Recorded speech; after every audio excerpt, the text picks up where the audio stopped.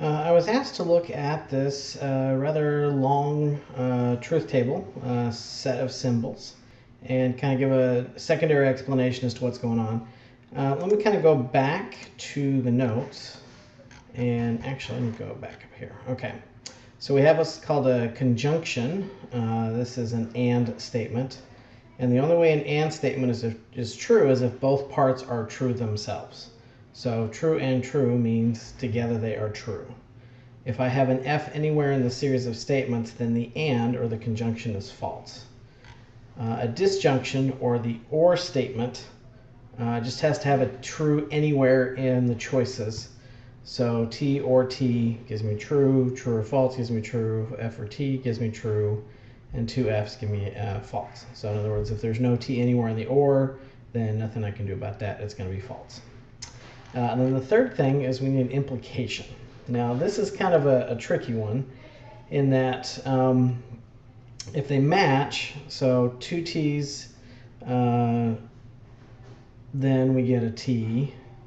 If we have, and I realize that should say P, so P implies Q. If it's T implies F, that's false. If F implies T, that's true. And F implies F, that's true. So that's just one of those strange things you have to memorize.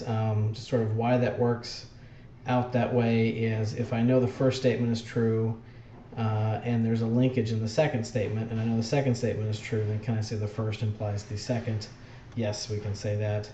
If I know the first statement is true, the second statement is false, and I know that there's a linkage between the two, well, can I say that P implies F? And that's actually false.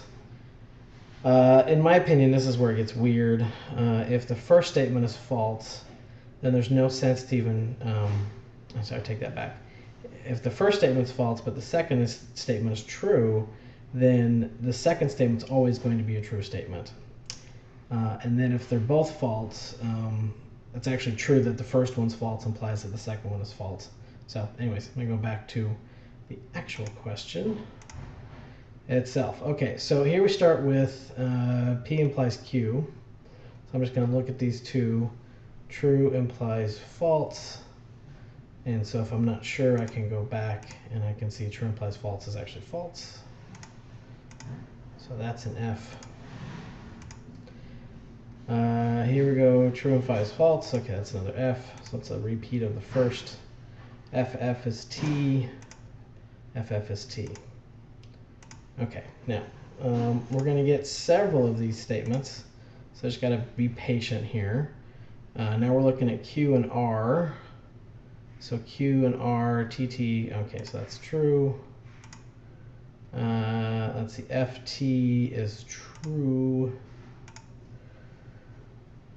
TT is true, and FT is same statement again. Anyways, that one would be true. And again, if you're not sure, you can go back to the chart that I showed you out of the textbook. Okay, so now I'm looking at P and R. So I'm going to go to the first sentence with P and R. And P, I got two T's, so that makes that a T. And let's see, two T's makes that a T. And here, FT, okay, that's true. And FT, well, it's like a repeat of a repeat. Oh, I can barely get that. Hold on a second. The way I've sized my screen is not letting me necessarily input that. Okay, that one, hope I was paying attention there. P implies R. So there's P, R, okay, so that's true. Okay, so now we have the AND statement. So I'm going to go, now I'm basically looking, it's kind of like order of ops. I've already done the P implies Q, and I've already done the Q implies R. So I'm just looking at the AND piece, and the AND is only true if both pieces are true. So looking at this column, and then I'm looking at this column. Let's see, and that's a false, because I see an F in there anywhere. That's a false. That also is a false. And the only time it's true Make sure I look at the right 2. Okay, so that's false. The only time that and statement would be true is if they're both true. Okay. Okay, so now, again, order of ops. We've already done this piece with the P implies Q and Q implies R. So that's this set of symbols right here. And P implies R is right there. So I'm looking at, it's kind of backwards from what I see, but it's a, let's see if I can get the chart here. It's a shorthand version of this. So once I've done figured out the T's and the F's, I just have to go back to this chart and refer to if it carries through or not. So TT is true, but order of ops matters here. Like this is an F and an F. Okay, so that one is true from our chart. This is an F, then a T. And again, if I'm not sure, an F, then a T is true. FF is true.